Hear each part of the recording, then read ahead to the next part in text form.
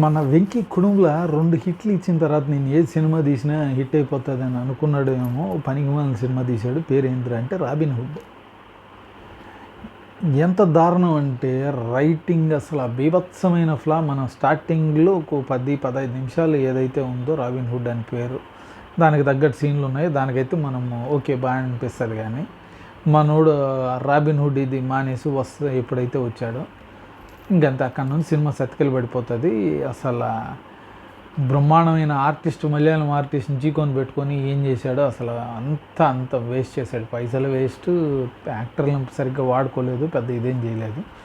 So cinema అయితే దారుణంగా ఉంది. ఎంత దారుణంగా ఉంది అనేది నా యూట్యూబ్ ఛానల్ టాకింగ్ ఫిలిమ్స్లో అయితే మాట్లాడున్నా. దాని లింక్ కింద డిస్క్రిప్షన్లో ఉంది, మీరు వెళ్ళి చూడండి. మీకు నచ్చిందంటే లైక్, సబ్స్క్రైబ్ కూడా ఈ ఛానల్ చేశారంటే మిమ్మల్ని కాపాడే సినిమాలు ఇట్లాంటి ఎంత పనికి మాలినయో నేను చెప్తూ ఉంటాను.